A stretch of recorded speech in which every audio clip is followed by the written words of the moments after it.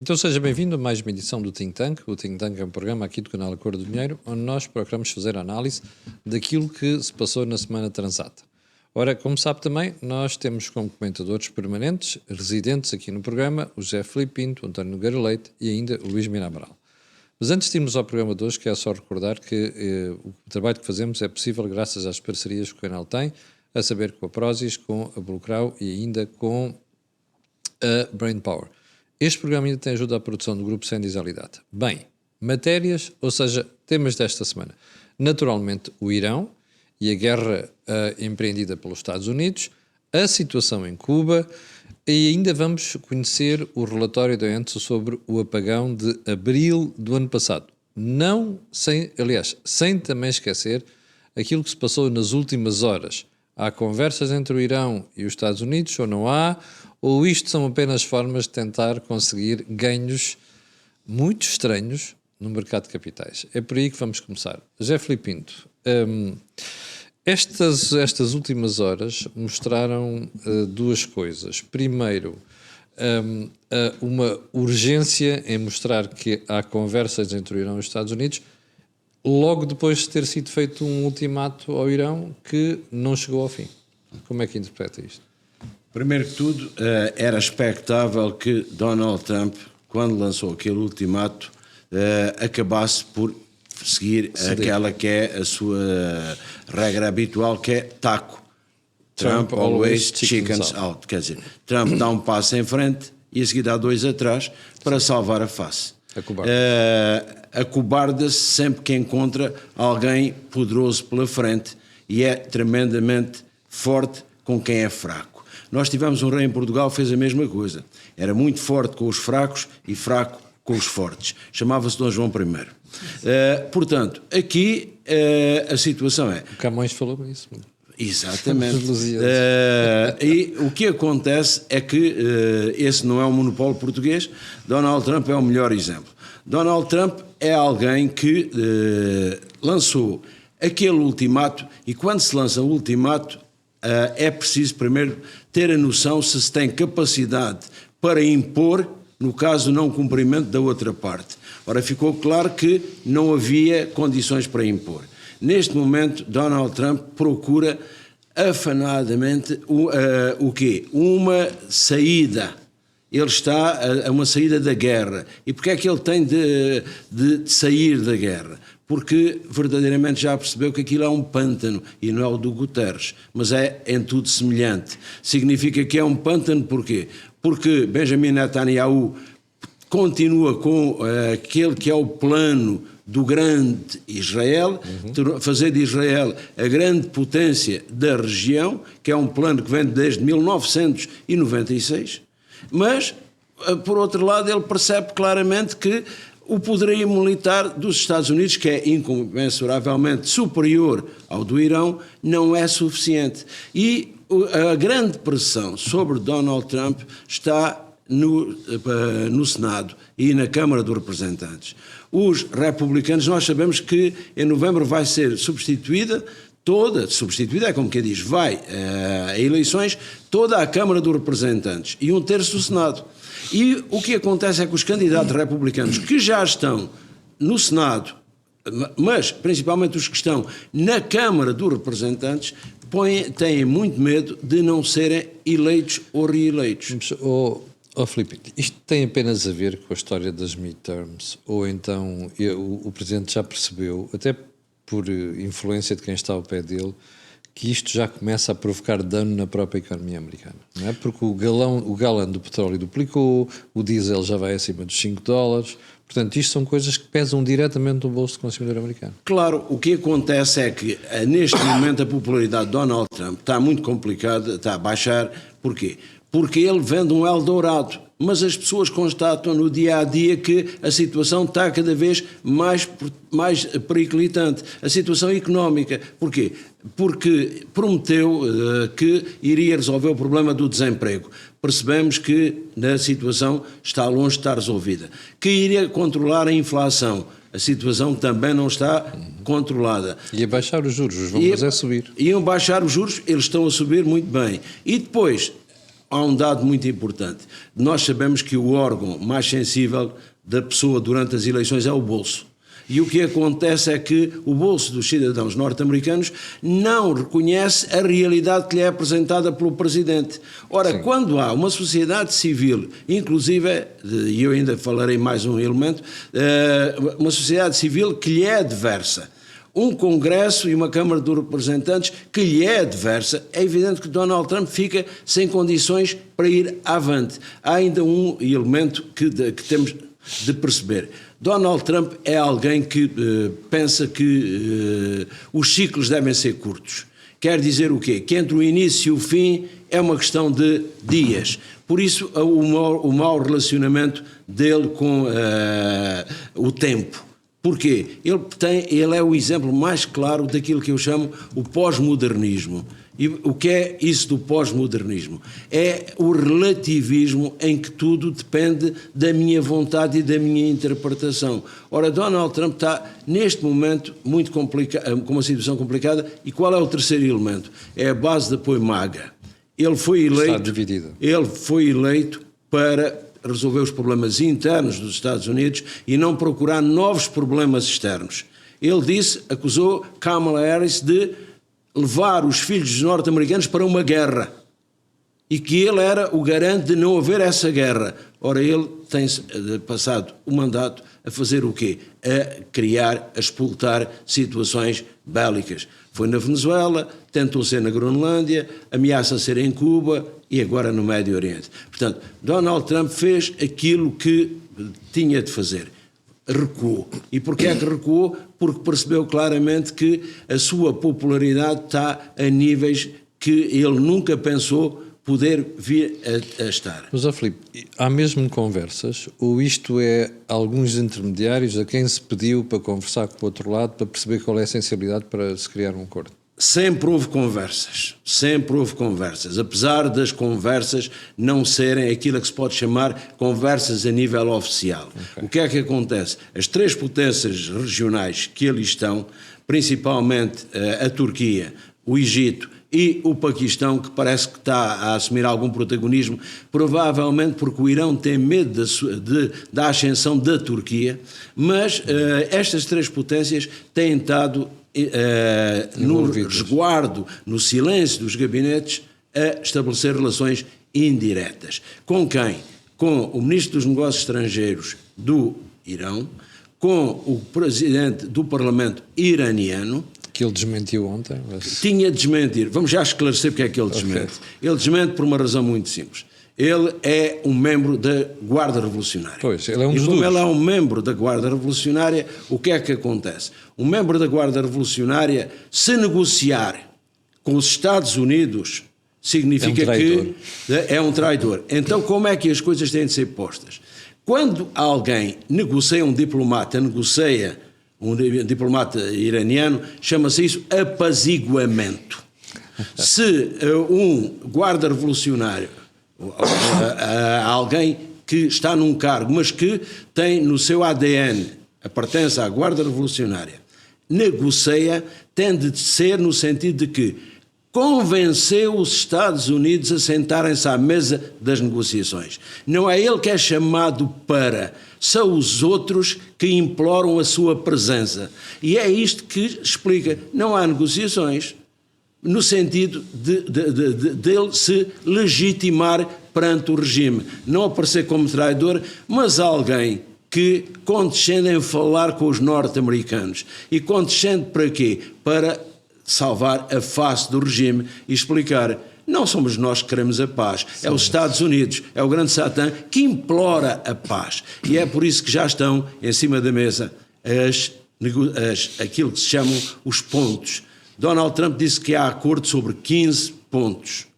Não há acordo sobre 5 pontos, neste momento. De um lado e do outro, as propostas não acertam em 5 pontos, de que eu falarei mais à frente. Okay. Agora, para terminar, houve e sempre há e sempre houve negociações. Podemos não lhe chamar negociações e chamar-lhe, por exemplo, conversações, porque negociação implica ser a nível oficial. Sim, então chamamos-lhe conversações, mas de facto quer dizer que as partes estão cientes de que o conflito vai permanecer com Israel, mas que a guerra vai terminar. E porquê é que vai terminar? Porque a agenda de Netanyahu continua em vigor. A Donald Trump já está fechada. Sim. António, é desta? Não sei. Não sou analista de política internacional e, portanto, o que eu me tento cingir é, como qualquer cidadão que tem interesse em perceber o que é que vai acontecer a seguir, até pelas responsabilidades profissionais que tenho, tentar perceber o que é que vai aqui acontecer. Há um aspecto que... portanto, há um aspecto que a mim me preocupa um pouco, que é o seguinte, um pouco não bastante, que é o facto de, se os Estados Unidos chegarem a um acordo nos próximos tempos, vamos ter um Irão que está retraído, que sofreu bastante destruição militar, mas que continua a ter poder importante para projetar na região onde está, nomeadamente. Como se vê? E, portanto, a questão que se põe é como é que ficam as monarquias e as outras entidades do Golfo. Até porque não é apenas passar no Estreito de Hormuz, é toda a parafernália de logística, de produção de gás e petróleo que está ou destruída ou que ficará ameaçada com uma saída dos Estados Unidos. E nós sabemos que eles têm as suas próprias defesas que funcionaram, mas que são limitadas na dotação de munições para continuar a defender-se do Irão, sendo que o Irão, não sabemos exatamente, ainda terá alguma coisa. Portanto, fica ali alguma instabilidade. Essa instabilidade não vai fazer com que no dia em que os Estados Unidos saírem, se essa for a situação, tudo volta à normalidade no Golfo Pérsico, não volta.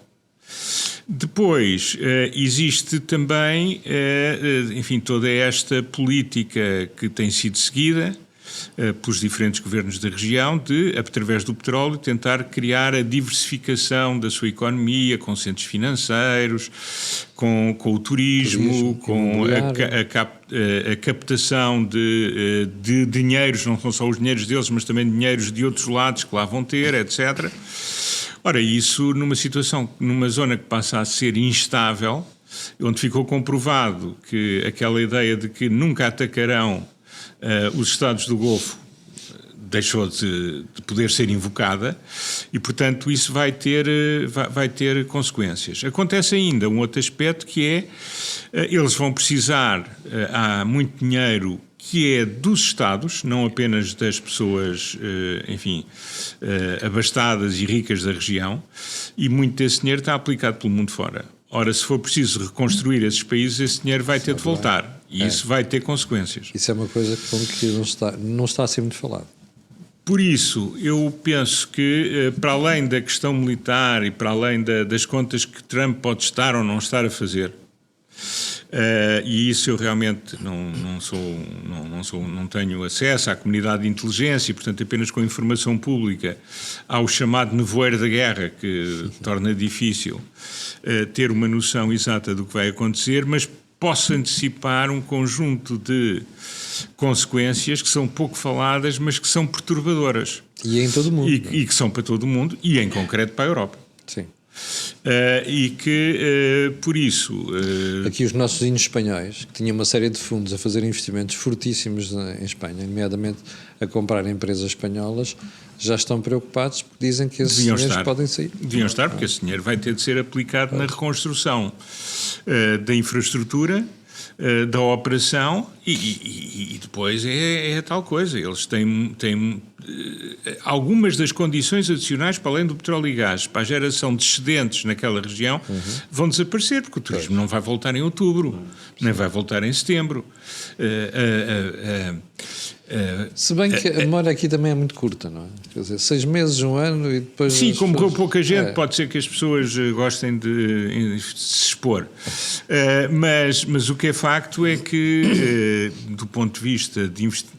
Quer dizer, eles também não têm atraído grande investimento de europeu e norte-americano. Eles têm atraído dinheiros, sabe Deus de onde é que vêm, de países da América Latina, da África, da Rússia. Portanto, provavelmente esse dinheiro, por falta de alternativas, vai continuar a fluir. Mas o dinheiro deles vai ter de voltar. Sim, é curioso que esta semana nós entrevistámos para o Pé de Meia uma das pessoas que conhece bem o mercado imobiliário do Dubai e da Abu Dhabi, e ele diz que continua a haver transações, algumas delas de valores elevadíssimos. Porquê? Porque as pessoas aproveitarem as oportunidades que a guerra está a trazer. Não é? Isso é sempre. Houve muita gente que em Portugal se tornou milionário e não foi apenas o avô do Sócrates, o tal wolframista incógnito, mas houve muita gente que ganhou muito dinheiro com a guerra, como pela Europa fora, porque a guerra gera muitas oportunidades, não é? Agora, do ponto de vista da estabilidade e da continuação do papel económico que aqueles países estavam a fazer e até das consequências para a forma como eles, com mão de ferro, têm gerido uma população que, em larga medida, é uma população flutuante não autóctone. Exato. E não são só os expatriados, entre aspas, europeus. Mas há uma coisa que eu estou espantado, que é o que nós estamos a ver de êxito da região. É as pessoas que ficaram lá penduradas no turismo, porque residentes não estão a sair muitos. Não tão pouco. Portanto, as pessoas continuam a ter confiança. Exatamente. Isso é um bom sinal. Vamos ver, portanto, está tudo em aberto. A própria estratégia de Trump está em aberto, porque mas isto tem a ver também com o nevoeiro que se cria na guerra, para além do nevoeiro próprio da guerra. Nós sabemos que há tropas americanas de elite a caminho do Golfo, e já lá estão tropas de elite. Estamos a falar das operações especiais, dos Rangers, da divisão 101ª Aerotransportada, da 82ª, que tiveram papéis importantes na Segunda Guerra Mundial, na Guerra da Coreia, no Vietnã, na Guerra do Golfo, na invasão do Iraque. Portanto, estamos a falar das melhores unidades americanas que estão a caminho do Golfo. Agora, isso pode ser para ter uma estratégia contingente, ter as várias cartas todas à mão, pode ser também para pressão negocial. Portanto, pode ser muita coisa, não é? Pois. Luís, acha que isto já não vai demorar muito?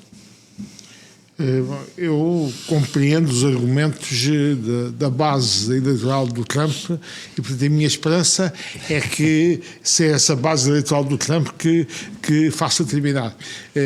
Completado com outra coisa, que é a taxa de juros de 10 anos das obrigações de dívida pública americana, que é sempre uma coisa que o Trump olha e faz que ela já está lá bastante em cima, e, portanto, estas duas coisas fazem-me crer, ou tentar acreditar, que isto que é para os Estados Unidos, esta aventura termine rapidamente. E, de facto, também faço uma leitura das afirmações do Trump. Me parece claro que não há negociações oficiais, mas há conversações no sentido que o Zé Filipe Pinto disse. E ele, ao transmiti-lo, está a dar um sinal que quer acabar com a guerra e com este impasse do momento para o outro. Devo dizer, em todo caso, que estive a ver ontem os valores dos combustíveis e gostava aqui de dar 2 ou 3 números interessantes. Desde o dia 6 de março, o gasóleo subiu 45 cêntimos por litro. A gasolina, 24 cêntimos por litro. Portanto, o gasóleo subiu mais que a gasolina. E o governo apenas fez um desconto desde 6 de março no gasóleo, 9,4 cêntimos por litro, e na gasolina, 5,1 cêntimos por litro. O que é que isso significa? Significa que se isto continua a escala de aumento dos preços, o governo tem que ir mais longe, porque foram, de facto, valores pequenos. Depois há uma coisa que normalmente o grande público não percebe, porque é que o preço do gasóleo sobe mais que o preço da gasolina. Porque vem de fora. Por 2 razões. Primeiro, porque a procura é mais rígida, porque é para a agricultura, para os transportes e para as logísticas, e depois porque não só Portugal como a Europa temos pouca capacidade de refinação de gasóleo. Por razões ambientais fomos fechando a refinação de gasóleo, e esse gasóleo tem que vir do Médio Oriente, da Índia, dos Estados Unidos. E já houve tempos em que vinha da Rússia, inclusive. Da Rússia. E ontem eu li com grande surpresa, mas é a revista do ACP que o diz, 20% do gasóleo que nós estamos a importar até vinha do Golfo Pérsico. O número surpreendeu, não sabia que era tão elevado. Também mas achava que era menor. É a revista do ACP, que ontem que eu estive a ler, dizia, e portanto tudo isto conjugado significa que estamos mais vulneráveis ao gasóleo do que a gasolina. Eu lembro, por outro lado, que a procura de gasóleo é 3 vezes a procura de gasolina em Portugal. Portanto, isto explica a situação que estamos a ter. Também gostaria de dizer-lhes que pelo aquilo que o José Filipe Pinto disse no último dia, e eu também disse qualquer coisa, aqueles 2 gasodutos que existem, que um dá 4,5 milhões de barris de dia e outro 1,5 milhões de barris de dia, se juntasse aos 3 milhões de barris do Irão, que é autorizado ainda a circular pelo Golfo Pérsico, estava 9 milhões. 9 milhões. Era quase metade dos 20 milhões. E, portanto, digamos que há um choque. Agora, no gás natural, o problema é mais grave, porque no gás natural não há alternativa aos navios no gás natural liquefeito. E o não pior, há ali, aquilo foi bombardeado. e foi bombardeado, não há alternativa terrestre e a fábrica de gás natural foi bombardeada e, portanto, a produção vai ser limitada. E, portanto, eu acho que, em todo caso, mesmo que a guerra acabe, o choque do gás natural vai perdurar mais que o choque do petróleo. Luís, e é provável que o preço do petróleo também estabilize em valores mais elevados do que antes do início da guerra? Admito que sim. Mesmo baixando, para ir ficar pelos 80? Não, a questão agora é isto não continuar a escalar de 100 para 150 ou 200. Deve ser a nossa preocupação, mas acho que vão ficar a um preço mais elevado. Se for assim, quer dizer que nós continuaremos com preços de gasolina e gasóleo mais altos do que tínhamos antes. Do que tínhamos anteriormente.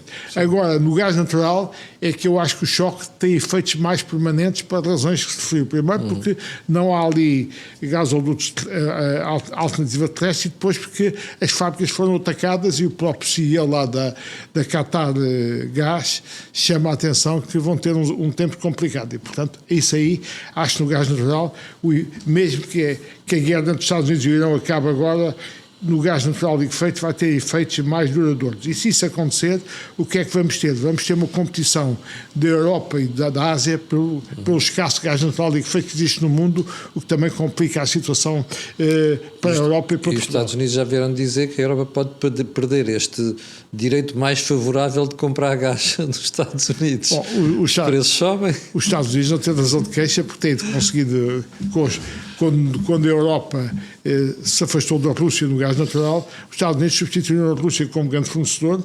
O gás natural liquefeito, obviamente, é mais caro que o gás gasoduto, que tem 2 transformações até chegar ao consumidor.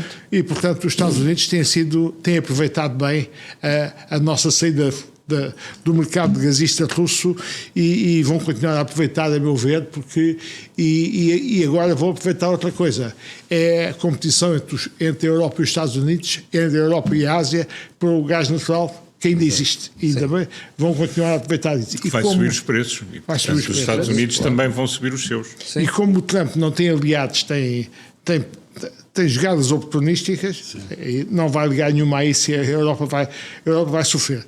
Também aqui é importante dizer-vos uma coisa que normalmente é escamoteada, eu já disse e vou repetir, fala-se muito das renováveis intermitentes. Sempre que há uma crise, vamos duplicar a capacidade de investimentos em renováveis intermitentes. Só que há um pequeno problema, é que quando não há sol e não há vento, elas não produzem. Portanto, a gente pode duplicar, triplicar a capacidade instalada, quando não há sol, não há vento, elas não produzem. Ou aí vai para as centrais de ciclo combinado. E daí a necessidade do gás natural, do carvão, da hidroeletricidade ou do nuclear, como a senhora Ursula von der Leyen finalmente conheceu. Agora descobriu, veio dizer, como não temos combustíveis fósseis, petróleo e gás natural na Europa, é avisado, não esqueceu o nuclear. Luís, e convém lembrar que a senhora von der Leyen era do governo da senhora Merkel quando andaram a decidir fechar centrais nucleares. Pois, não, mas é mais grave do que isso. Ela era do governo da senhora Merkel, não é?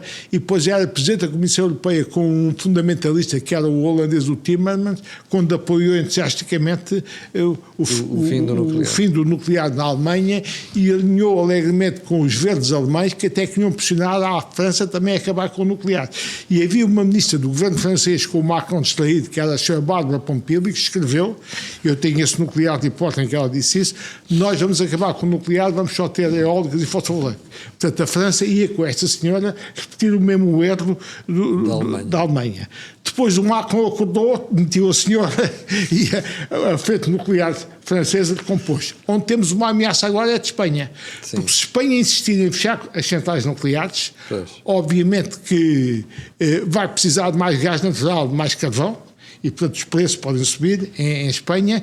E depois a minha tese, que os engenheiros de redes percebem isto, é que com menos nucleares em Espanha a rede ficará mais instável, porque não há grandes geradores com grande volante de inércia para assegurar a estabilidade de frequência da rede. Aliás, isso leva-nos para o relatório de antes. Ora bem, o relatório foi o relatório final. Eu devo dizer que, se alguma dúvida tivesse que havia vacas sagradas na energia europeia, ficava sem dúvida, porque eles... É um relatório tecnicamente muito bem feito, mas não chamam os bois pelos nomes.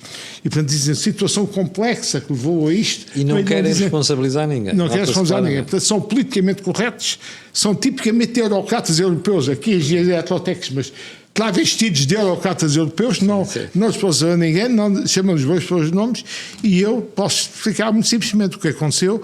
Houve um excesso de produção fotovoltaica no sul de Espanha, para baixo consumo, não havia controle de reativa que vai controlar as tensões dessas centrais fotovoltaicas e as tensões dispararam e, portanto, foi um excesso de renovável intermitente, neste caso fotovoltaica, que não controlava as tensões na rede, coisa que normalmente os geradores clássicos sabem fazer, e levou àquele disparo.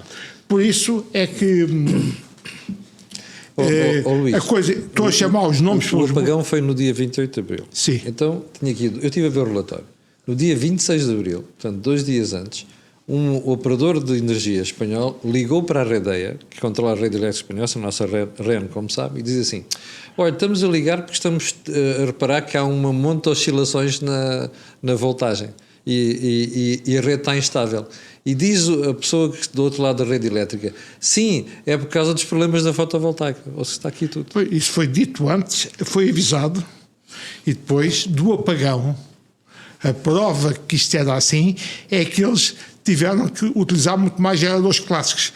Voltar a uma situação de maior prudência na gestão da rede, utilizando mais geração clássica e menos renovável intermitente. Aliás, os safou no dia da tempestade Cristine, porque no dia da tempestade Cristine teve a haver um novo apagão em Espanha, mas aí foi porque a eólica saiu da rede. Porquê? Porque havia 11.500 megawatts de eólica em rede, com o vendaval eólicos e outra rede ficaram 7.500 megawatts. Portanto, ia haver um novo apagão. Os geradores. Do momento para o outro. Sim, por causa da questão de segurança. Por questão de segurança, sim. Essas eólicas desligaram da rede, e como é que os espanhóis aguentaram a situação? Com as tais centrais assim combinadas a gás natural, que não tinham no dia do célebre apagão. Conseguiram injetá-las na rede, cortaram consumos industriais e a coisa estabilizou. Portanto, o que houve aqui é que quer o governo, o regulador espanhol e a rede elétrica espanhola deixaram ligar imensa renovável, sem acautelar previamente a gestão dinâmica das tensões na rede e sem manterem uma margem de segurança operativa.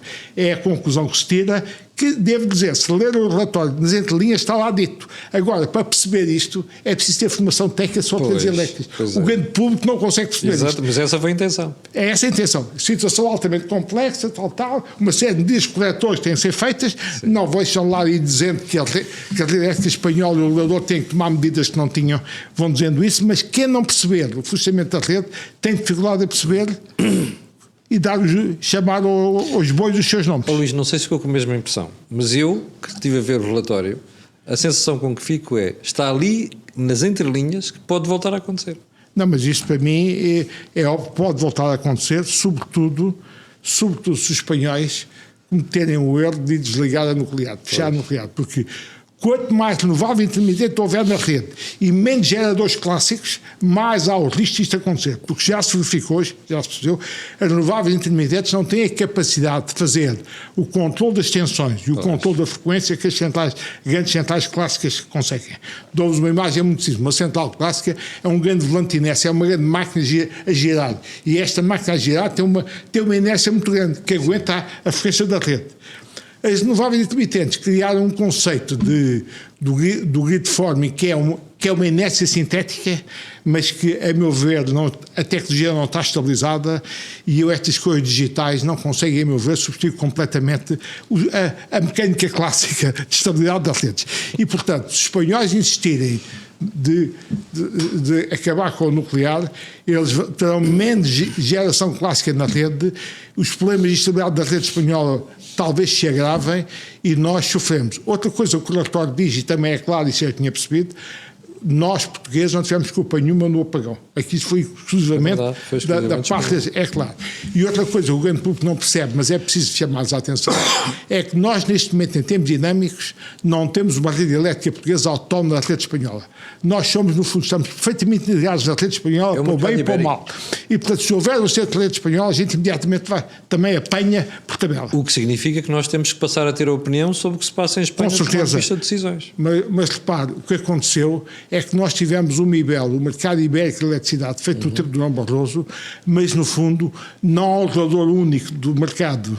Há um regulador espanhol que faz o que quer, não passa cartão ao regulador português, e depois há o operador da rede de transporte da elétrica espanhol que faz o que quer, não passa cartão à rede elétrica nacional. Isso é um risco para nós. E portanto, isto é uma contradição da integração económica europeia. É que quando nós caminhamos para um mercado único, as instituições de regulação, de controle e de comando deviam ser únicas, mas não são, continuam na base nacional. Isso, aliás, acontece também em outras políticas. A gente caminha para um mercado mais integrado, mas depois continua com instituições de base nacional. Isso também acontece. E o relatório é claro que a gente não teve nada a ver com o assunto. Podemos vir a ter novamente consequências de um problema em Espanha apanhar-nos tabela. O que nós temos que fazer é que, se isso acontecer, desligamos de Espanha, depois temos que ter capacidade de ligar mais rapidamente.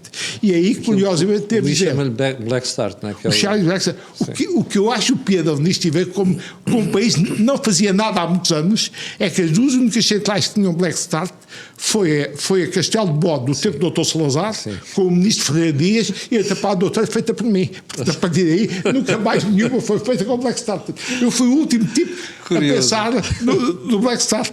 Portanto, a ministra, todos os ilustres personalidades que passavam pelo Ministério, sempre a dizer que Portugal liderava a transição energética, que era um dos maiores do mundo nesta matéria, mas depois... Tínhamos pés de barro. Mas depois tínhamos pés de barro total vulnerável. Já agora devo dizer outra coisa que eu acho imensa piada que está a acontecer na política portuguesa, e já aconteceu com a inteligência artificial. Tinha acontecido com os renováveis intermitentes e agora acontece com a inteligência. Nós especializámos agora a dizer que tecnologias que não dominámos, nem as lançámos, agora somos os maiores e lideramos essas tecnologias. Aconteceu nos renováveis intermitentes, que a gente não tinha tecnologia eólica nem fotovoltaica.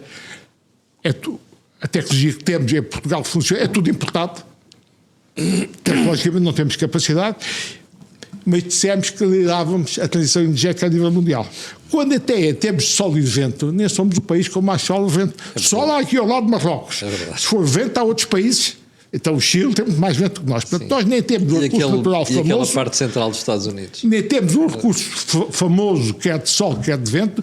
Nós temos a tecnologia, mas veio a conversa tanga que liderávamos o mundo na revolta intermitente. E agora com a inteligência artificial também, surpreendentemente, ou talvez não, viemos dizer que tínhamos condições únicas para liderar a questão da televisão.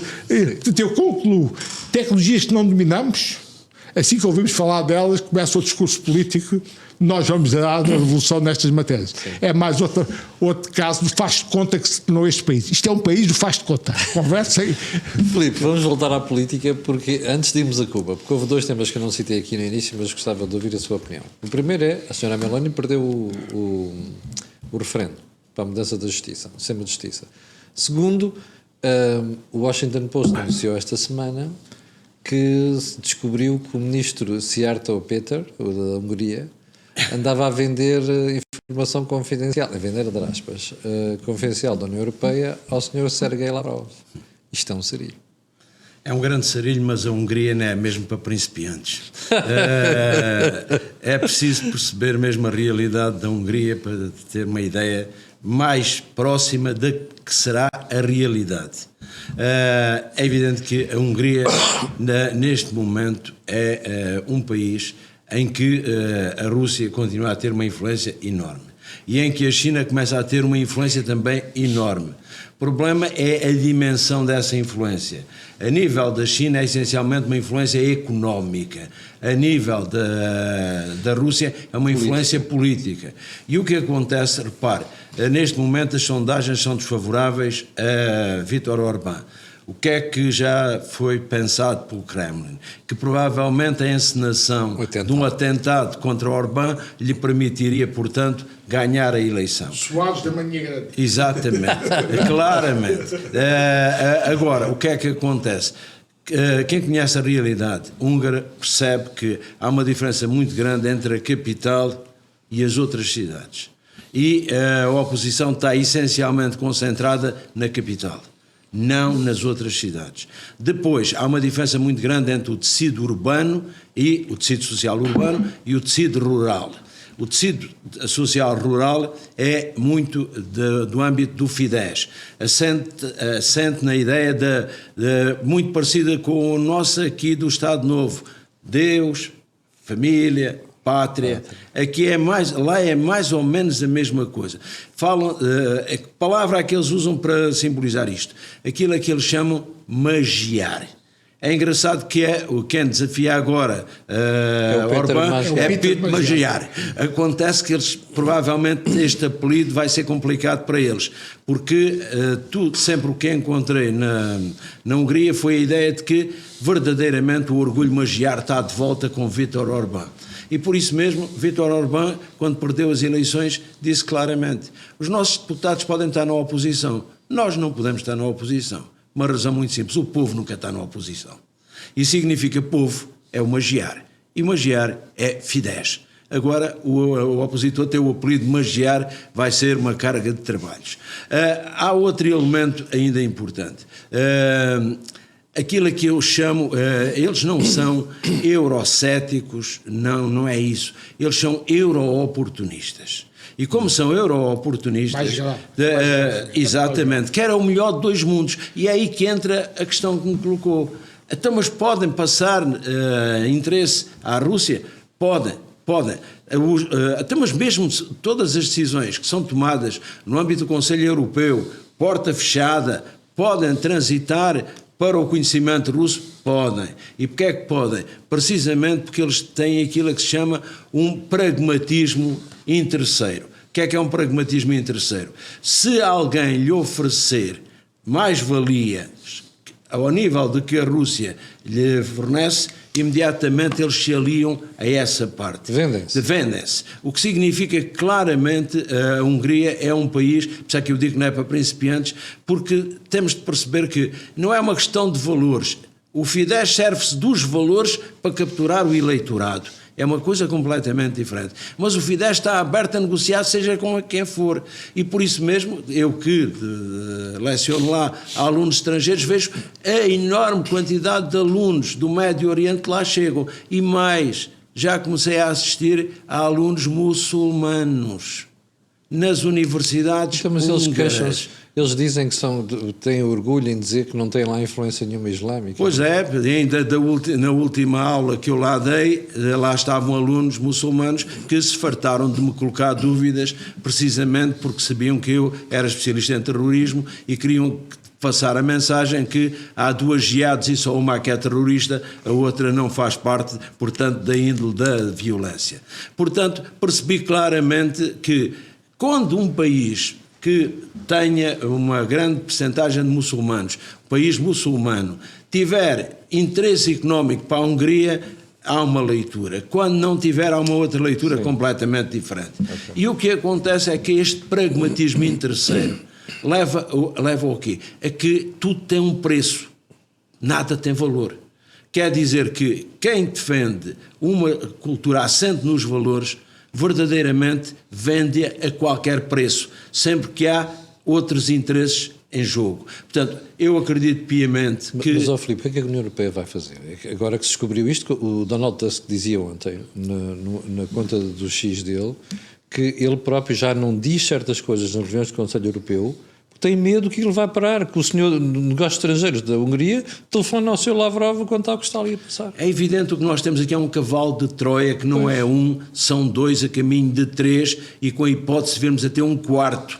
E o que acontece é que com estes elementos que são cavalos de Troia, é evidente que para cair nas boas graças, porque uma questão que eu coloco sempre quando falo com as lideranças do Fidesz é basicamente sempre esta: mas qual é a razão da vossa aproximação a Putin? É ideológica? Eles dizem, não, é de interesse, e interesse estratégico. Significa, se ele nos vender petróleo mais barato, gás mais barato, é nosso amigo. E digo assim, mas esquecem-se já o tempo da cortina de ferro, esquecem-se já o bloco de leste. Eles dizem, o mundo muda. E como o mundo muda, temos de nos adaptar. E quando eu ouço este tipo de discurso, e não ouço uma vez, já ouvi várias vezes, porque sabem que é o meu campo de investigação, eu percebo claramente que quando um professor na universidade se recusa a falar muito de política comigo, e reparem que eu vou lá fazer aquilo que se pode chamar o elogio da continuidade da União Europeia, a necessidade dessa continuidade. É sobre isso os meus diapositivos estão disponíveis, em que eu explico que a União Europeia, com todos os defeitos, é a solução para o futuro. E digo que não é possível entrarmos numa desunião que serve interesses de outros, mas não os nossos. Quando eu ouço isso, eu vejo que os professores, por exemplo, se encolhem nas críticas. O que é que se encolhem nas críticas ao modelo, por exemplo, Magiar? Por uma razão simples, sabem que estão a ser escrutinados e que a progressão na carreira é muito condicionada por um sistema lá que é pior ainda do que o sistema do ensino superior em Portugal, com aquela história das fundações, mas que são fundações que só recebem dinheiro do Estado quando houver interesse do Estado. Portanto, significa que é fácil a um Estado deixar cair uma universidade através do não financiamento.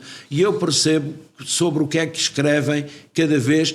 Quem fez, como eu, o António, fizemos a agregação, sabemos as matérias sobre que escrevemos. É aquelas que nós dominamos, é a última aula que verdadeiramente nos permite poder vir a ser, um dia mais tarde, catedráticos. Portanto, é aquilo que somos especialistas. Eles são sempre especialistas em assuntos que não são bem da área deles. Sim. Que significa o quê? É aquilo que o governo quer ouvir. É uma sociedade condicionada. Então. Claramente. Eu digo que aquilo é uma democracia tutelada. E dou sempre como exemplo, até à revisão de 1982, a democracia em Portugal era uma democracia tutelada. Tínhamos um Conselho da Revolução. Eles têm uma democracia tutelada a caminho de regime híbrido. Significa que, não tendo os comissários oficialmente nas universidades, as reitorias são uma espécie de comissariados. Significa que ou alinham com o modelo de Orbán ou verdadeiramente sabem que não há financiamento público. António, isto vai mostrando que de facto a Europa está a ficar tão grande e com interesses tão divergentes que nós vamos ter que criar aqui várias velocidades. Isto é um perigo, não é? Nós temos a Hungria e a Eslováquia alinhadas, temos o presidente da Polónia alinhado, ainda corre isso a ser mais a Chequia. Babis. Exatamente, o Babis. Agora, isto está a ficar preocupante. Portanto, pergunta, isto vai ser o futuro, a Europa a 2 velocidades, ou 3 até? E atenção só, porque a Eslovénia foi por uma unha negra. Pois. Bom, eu, antes de ir a esse ponto, em que eu acho que sim, que a Europa tem que ir a várias velocidades, foi algo contra o qual sempre a maior parte das pessoas em Portugal foram contra, mas hoje em dia é uma coisa muito diferente. Eu acho que também o que se passa na União Europeia, por um lado, uma certa pusilanimidade das lideranças e por outro lado estarmos num período de relativismo moral absoluto, não é? Porque isto é algo que é absolutamente inadmissível. Completamente. Ter alguém que está a passar informação de uma organização a que pertence para uma organização da qual aquela a que pertence é adversária. Isto tem vários nomes e nenhum é bonito.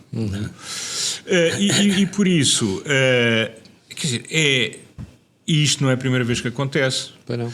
E para além disso, muitas outras coisas aconteceram. Independentemente de se gostar muito ou pouco ou nada da Hungria, a Hungria já devia ter sido posta nos eixos há muito tempo. Porque esta história de dizer nós somos pragmáticos, nós vendemos-nos a quem nos dá mais, não é uma postura aceitável nem nas pessoas nem nos países. E, portanto, é evidente que aqui a Hungria foi longe demais, mas a Europa também recuou demais. E tem recuado sempre demais. E olhando para uma Europa, com a senhora von der Leyen, com o verdadeiro Oliveira da Figueira da política internacional, que é agora o Dr. Costa, que tudo para ele é transacionável. Mas isto não pode ser assim. Há princípios. E estão lá os outros países, em que também, pelos vistos, há imensos Oliveiras da Figueira. Portanto, está toda a gente. As pessoas perderam E não é só o Trump, as pessoas só se concentram no Trump. Mas na Europa, muita gente também já perdeu a ideia essencial de que há valores que não se podem abdicar e que as organizações só funcionam se esses valores existirem. E é impossível ter uma organização em que há fugas de informação para o principal rival. Não pode acontecer. E, portanto, tinham que se tomar medidas. É um Estado soberano. Está bem, mas é um Estado soberano que faz parte de uma organização e há certamente medidas que podem ser tomadas naquela parafernália infernal de regulamentos e de estatutos e de leis. E, portanto, isto é também sintomático não só da falta de coluna e daquilo que a Hungria realmente é e que não devia ser, mas também da falta de coluna dos responsáveis máximos da União Europeia e dos países principais da União Europeia que deixam que isto aconteça. Nesse sentido, e porque me parece que os países do leste são aqueles que mais facilmente perderam a noção do que era a vida deles e do que é que eles queriam sempre sair, e saíram. E pelos vistos agora estão dispostos a negociar tudo por qualquer outra coisa. Pois. Eu penso que eles não podem fazer parte da mesma Europa em que os países que têm o espírito do Tratado de Roma e até do Tratado de Maastricht, do Tratado de Lisboa, não podem conviver com estas pessoas em igualdade de circunstâncias. Eu acho que não é chantagem dizer eleges alguém assim e, portanto, deixas de fazer parte do clube do centro. Não pode ser isso. António, agora, o que tem que ser, isto é muito importante, o que tem que ser é países que prevaricam têm que ser penalizados. Temos de mexer nos tratados. Não, isso aí, o último tratado tem 20 anos. Pois é verdade. Eu não percebo como é que não se está a trabalhar nisso a sério. Tem que se fazer uma adenda. E há mais um dado a juntar a tudo o que o António disse que eu corroboro por inteiro. Cuidado com o alargamento. Pois claro. Porque não quando metam lá agora a Sérvia. metemos a Sérvia, A Sérvia não pode ser metida. É mais um cavalo de Troia que nós estamos a meter na União Europeia. Não, mas a Sérvia é óbvio que não pode entrar. Enquanto tiver o Sr. Vučić e enquanto funcionar como funciona. Claro. Luís. Bom, eu subscrevo aquilo que foi dito. Eu acho que caminhamos fatalmente para a Europa a mais de uma velocidade. Há aqui também uma questão de princípios e valores que nós não podemos abdicar. E, de facto, os líderes europeus têm sido demasiado moles a contemporizar com estes tipos e isto... Mas acha que essa moleza, usando a sua expressão, tem a ver com o facto de termos tido um Brexit e termos receio que venha a acontecer com outros países? Não, sinceramente, não penso... Eu só acho que é a natureza das pessoas que lá estão. É a postura das pessoas. Isto é endógeno às pessoas, aos líderes que temos tido. Sim. Transigir, contemporizar, não cingirem a valores e a princípios que são indiscutíveis e, portanto, vamos de cedência em cedência até a situação que estamos hoje em dia. Só se ofendem com o Trump, não se ofendem com mais ninguém. Os outros não têm. Agora, em todo caso, devo dizer que ontem aconteceu uma coisa que não foi tão mal como eu pensava, o resultado das eleições francesas, porque aí posso dizer de facto o PS surpreendentemente ganhou Paris, Marseille e Lyon, foi uma boa vitória de um PS e que é importante não é só o PS, é que fê-lo contra a França submissa do Sr. Mélenchon. Não foram Costa. Eles separaram-se da extrema-esquerda. Desconectou-se. Isto é um sinal muito positivo. É verdade. Depois também é positivo que o Rassemblement Nacional apostar em várias cidades, grandes cidades, só conseguiu nisso. Depois o Macron, apesar de tudo de ser um tipo, como eu aqui já disse, só mandando no já não manda em França, a sua linha ainda conseguiu ganhar em 28 cidades. E depois há um tipo que é um dos possíveis candidatos a Presidente da República deste campo, que é o Eduardo Filipe, que teve um bom resultado no Avro, o que reforça a possibilidade do Eduardo Filipe ser candidato a Presidente da República. Foi um bom resultado. E o relativo falhanço da Rassemblement Nacional na matéria, o falhanço da extrema-esquerda francesa com o Sr. Mélenchon, mostra que, em todo caso, há a possibilidade de um candidato centrista poder disputar as eleições presidenciais. O que até ontem dizia-se que é ali que ganhava a Assembleia Nacional. Já não é tão líquido. Já não é. A leitura que se pode fazer daquelas eleições é que, afinal, a França pode não ser ainda o caso totalmente perdido, que nós já pensámos, e, portanto, em todo caso, um sinal de esperança na matéria. Com o PS e com os dois extremos, a Assembleia Nacional e o Sr. Mélenchon, a não terem resultados famosos, embora o Rassemblement Nacional ter conseguido ganhar uma grande cidade, foi só uma, as outras não conseguiu. E depois o Eduardo Filipe aparece claramente como hipótese possível, até porque o François Bayrou, que seria outro cenário neste campo, perdeu. Numa cidade pequena, inacreditável. Perdeu. O Bayrou perdeu, mas o Eduardo Filipe, e portanto isto reforça a credibilidade do Eduardo Filipe, poder ser um possível sucessor de Macron, ainda não ser desta que o Rassemblement Nacional ganhe as eleições. A leitura de ontem, eu acho que para a Europa não é mato todo. No meio deste desastre todo, deste pessimismo que temos sobre a Europa, a leitura das eleições francesas permite não um otimismo, mas não ter um pessimismo tão exacerbado como se tinha. Quer o Bardella, quer alguém da extrema-esquerda, são um perigo grande para a continuação da União Europeia. Claro, mas a França está protegida. O sistema é maioritário a 2 voltas e nós percebemos que isso implica que a France Insoumise de Mélenchon e o Rassemblement Nacional, que continua a ser da família Le Pen, mesmo que não a tenha na liderança, nunca ou muito dificilmente ganharão as eleições em França. Porquê? Ganham a primeira volta, mas depois, na segunda volta, são todos contra a extrema-esquerda e a extrema-direita. Até porque e é isso que permite... o Eduardo Filipe foi um bom primeiro-ministro. Exato, e é isso que permite a esperança no projeto europeu e continuar a contar com a França. Porquê? Porque se fosse por um método proporcional, a coisa seria muito complicada. Sim. Neste caso, a extrema-esquerda tem um peso enorme em França, com Mélenchon. A extrema-direita ainda tem um peso maior. O problema que está... Não há aquilo que se chama os republicanos, um centro forte, mas acaba por surgir na segunda volta. Porquê? Porque os extremos anulam-se. E como os extremos se anulam, ou ganham à primeira ou dificilmente ganham à segunda. Mas é preciso que passe alguém do centro à segunda volta. Exatamente. É tão grande de gol montou este esquema. Claro, ali, São de 58.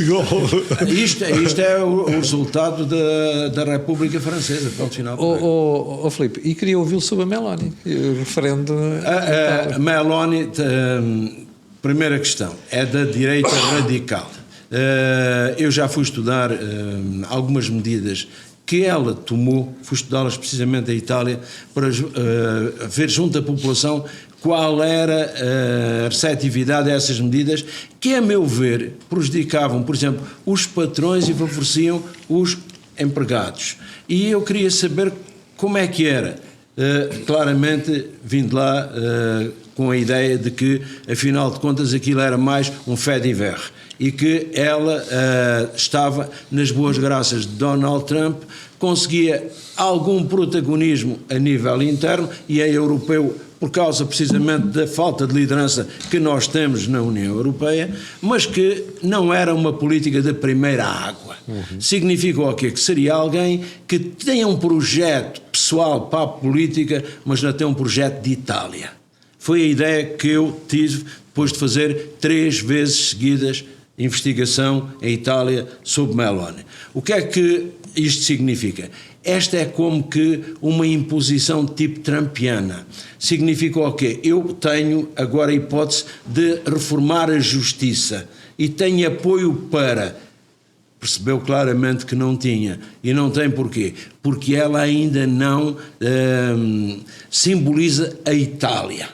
Ela tinha uma receptividade social maior do que era expectável, mas não tinha ainda não é uma figura que aquilo que se pode chamar um condottieri, alguém que leva os outros atrás. E ela teve uma queda na realidade, que é adapta-se ao sistema, não é o sistema que se adapta a ela.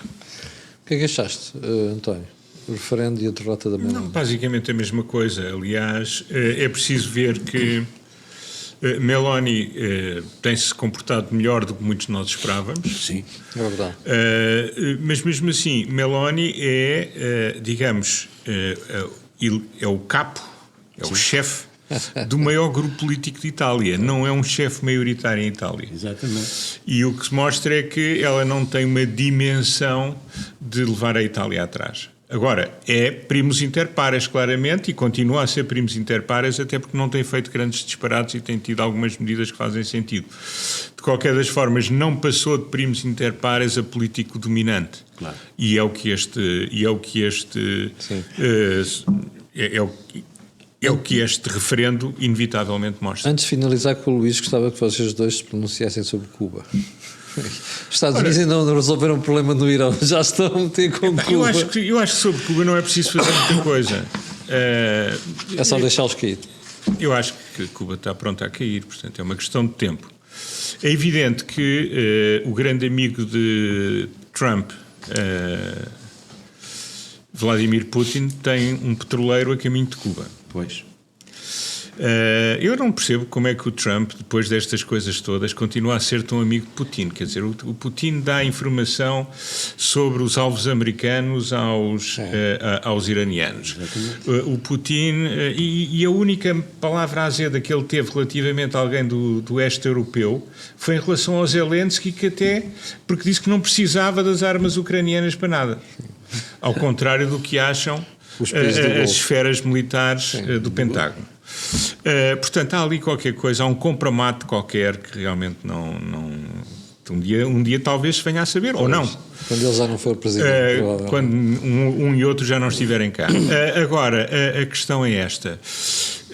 Eu acho que Cuba continua a ser o jardim zoológico da esquerda europeia, ainda aliás, e da esquerda americana. Ainda aliás fizeram esta viagem agora, estiveram nos melhores hotéis, foram ver o povo, deram-lhes umas coisas, fizeram imensas posts no Instagram, no TikTok, no X, por aí fora, e vão-se embora.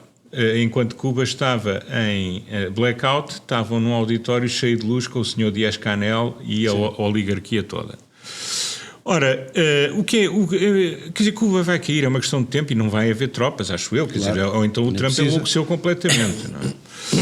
Não é preciso. Agora, ele terá que evitar que os russos façam o que querem em Cuba, nas barbas dele. Quer dizer, portanto, vamos ver até que ponto é que vai o compromato com o Sr. Putin.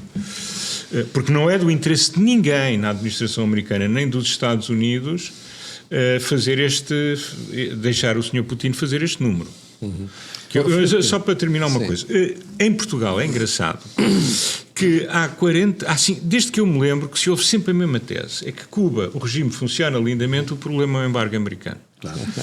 Ainda esta semana, quer dizer, todos nós sabemos que não é assim, não vale a pena, mas é impossível. Eu também hoje em dia não perco tempo a discutir com comunistas, nunca perdi, porque a racionalidade não é algo que lhes interesse, portanto eles realmente enfiaram-lhes a cartilha pela cabeça abaixo e eles não estão minimamente disponíveis para pensar como um ser humano normal. Mas ainda esta semana,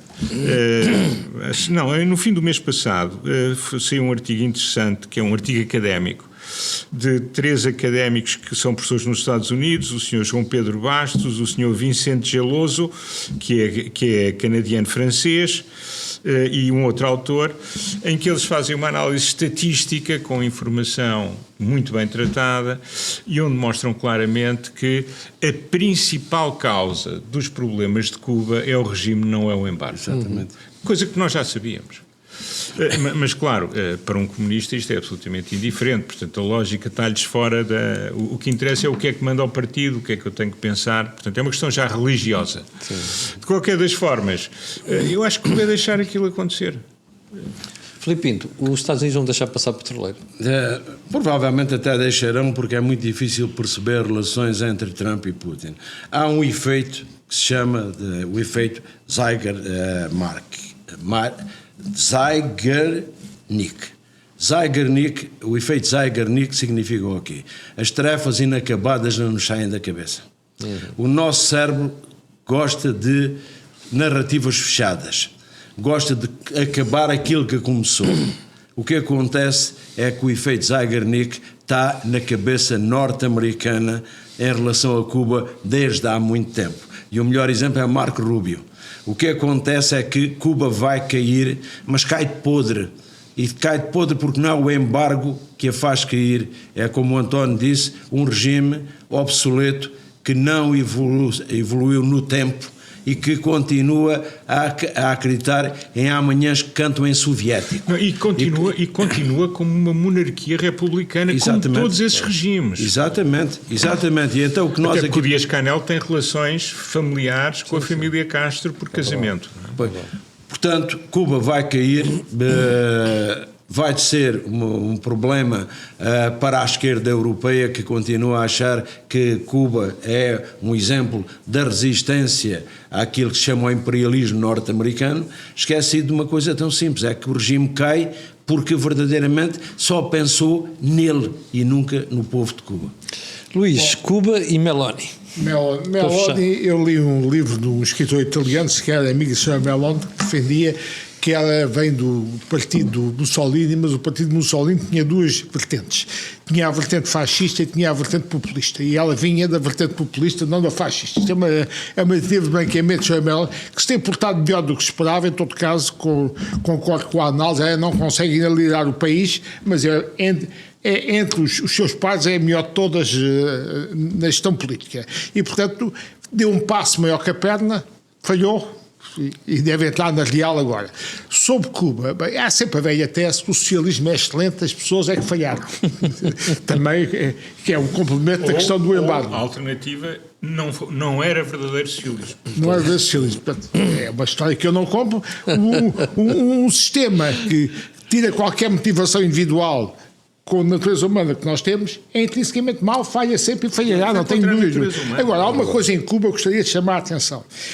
A meu ver, não é tão fácil fazer uma transição como foi na Venezuela. Porquê? Porque existe uma colónia cubana em Miami que não admite uma solução transitória da acomodação daquele regime. São ultras. São ultras, portanto. E o Sr. Marco Rubio tem um eleitorado dessa colónia. Sim, sim. E quando não são ultras, eu conheço-os bem, vivi lá e conheci muitos, quando não são ultras, são anti-regime. Exatamente. E, portanto, podem não ser ultras, podem ser pessoas até do centro-esquerda, mas são anti-regime. Uma tentativa de mudar lentamente, mantendo aqueles tipos em Cuba, a colónia cubana em Miami não aceita e fará um pé de vento completo. Portanto, eu acho que aquilo tem que cair de podre mesmo, cair mesmo.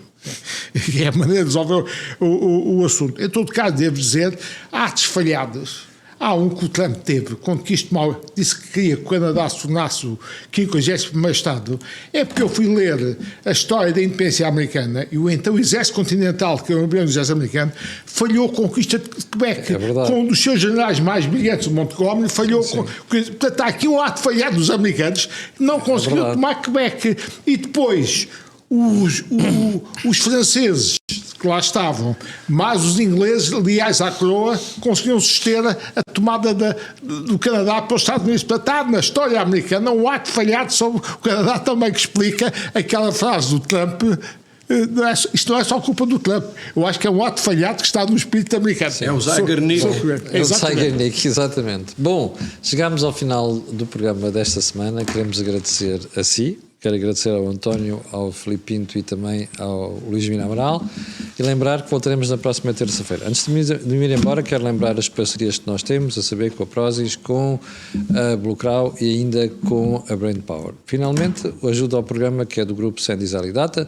Como disse, voltamos na próxima terça-feira, mas eu e você temos encontro marcado amanhã às 8. Muito obrigado.